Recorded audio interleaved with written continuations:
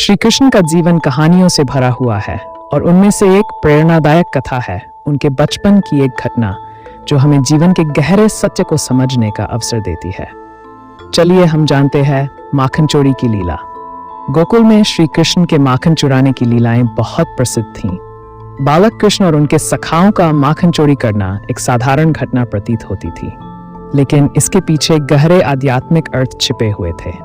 गोकुल की गोपियां रोज माखन बनातीं और उसे ऊंचे स्थानों पर रखतीं ताकि कोई उसे चुरा न सके, लेकिन नटखट बालक कृष्ण अपनी टोली के साथ हर बार उस माखन को चुरा लेते और उसे आनंद से खाते।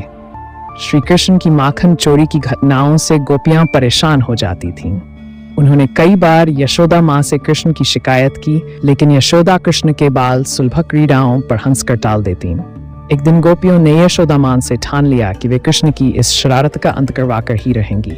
उन्होंने योजना बनाई कि वे कृष्ण को रंगे हाथों पकड़ेंगी और इस बार उन्हें कोई माफी नहीं मिलेगी। अब हम जानते हैं गोपियों की योजना। एक दिन गोपियों ने माखन को एक बड़े मटके में भरकर उसे ऊंचे स्थान पर रख दिया। उन्होंने सोचा कि इस बार कृष्ण और उनके माखन चुराने में असफल रहेंगे, लेकिन बालक कृष्ण हार मानने वाले थे। वे अपने सखाओं के साथ आए और योजना बनाई। सबने मिलकर एक दूसरे के कंधों पर चढ़कर मटके तक पहुंचने की कोशिश की। आखिरकार कृष्ण ने मटके को तोड़कर माखन निकाल लिया और सभी सखाओं के साथ उसे बांटने लगे। इसी बीच गोपियों ने आकर उन्हें पकड़ लिया। गोपियां बहुत गुस्से में थीं और कृष्ण को यशोदा मां के पास लेकर गईं। वे बोली, मैया, देखो तुम्हारा लाला हर रोज हमारा माखन चुराता है। इसे कुछ सिखाओ, नहीं तो ये कभी सुधरेगा नहीं। अब मां यशोदा का कृष्ण के प्रति स्नेह यशोदा मां ने कृष्ण को डांटते हुए पूछा, लला, क्या तुमने माखन चुराया है? कृष्ण ने मासूमियत से जवाब दिया, मैंने माखन नहीं चुराया मां, ये गोपियां झूठ बोल रही हैं। यशोदा मां ने कहा, लेकिन गोपियों का कहना है कि उन्होंने तुम्हें रंगे हाथों पकड़ा है। तुम सच बोल रहे हो या गोपियां?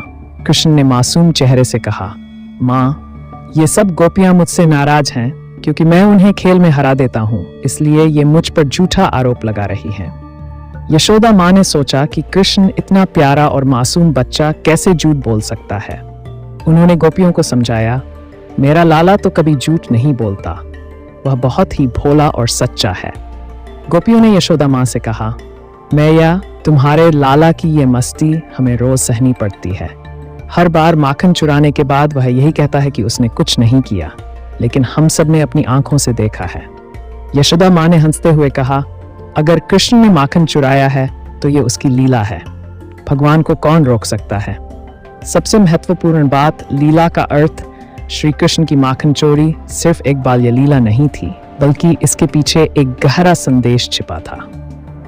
माखन शुद्धता का प्रतीक है और मनुष्य के हृदय में स्थित अहंकार, काम, क्रोध, मोह जैसे दोषों को दूर करके जब हृदय शुद्ध होता है तभी भगवान उसमें स्थान लेते हैं।